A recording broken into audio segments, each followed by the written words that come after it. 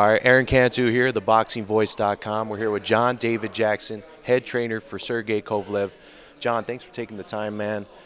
For you, what is the biggest difference from being a boxer to now being a trainer? Um, I guess the fact that when after the referee gives instructions, I can go down the steps. I'm not getting hit.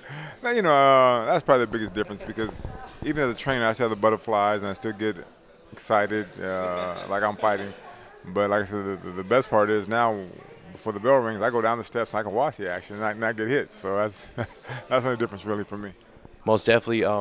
What's one thing that you've learned as a trainer that maybe something you couldn't have realized as a fighter? The fighters are hard-headed, man. That's what I've learned. Oh, yeah, fighters, they're hard to deal with. I'm hoping that I wasn't that hard to deal with when I was fighting, but when fighters get to a certain level, they want to run things their way and do things their way, and sometimes you have to let them do that. But most of the guys I've dealt with, they're level-headed and they let me do my job. But that's the one thing I've learned that I hope that I wasn't that way when I was fighting because a lot of fighters are hard to deal with. Man, that's awesome, John, because you have great perspective as a fighter. Now being a trainer, that probably lends to your greatness as a trainer.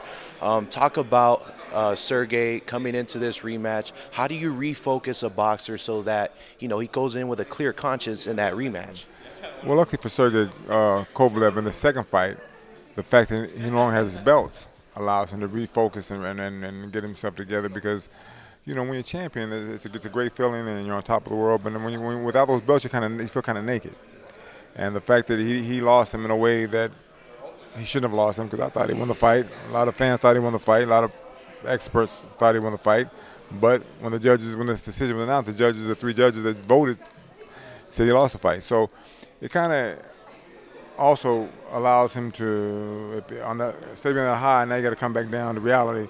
And you're a common person like the rest of us. So, the desire is there to be champion once again, and the focus is there, and he's training harder without overtraining this time for the fight. I think he overestimated Ward the first time around and gave him too much respect.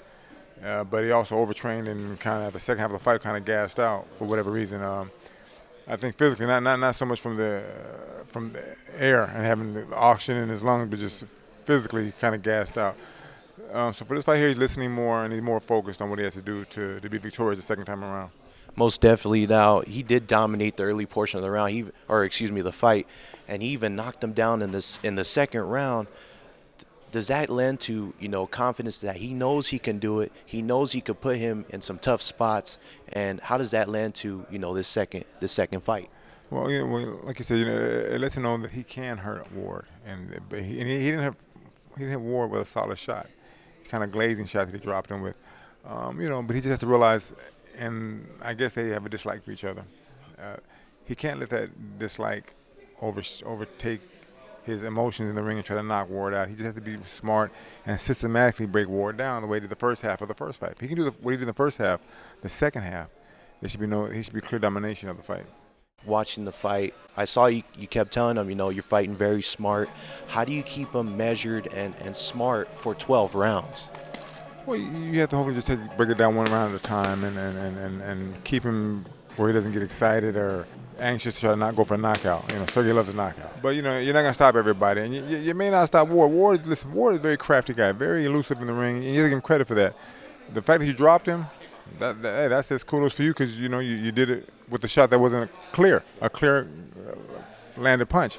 So be smart the second fight. You proved that you got jab him, and I told him your jab is stronger than Ward's. That's the beauty of this fight. He's stronger than Ward, and the jab is stronger. If you use the jab, you're going to offset a lot of what Ward's going to do. Now Ward says he's going to come in and be stronger the second time around. Please do that. That's going to leave you vulnerable for shots. Stand there. Don't move. Stand there and fight. It allows Sergey to hit you with cleaner, better shots. It's going to make for more. If you do that, it's going to make for a more interesting fight. Awesome. Thanks, John. We really appreciate the time. Big rematch, June 17th in Las Vegas. Appreciate the time, man.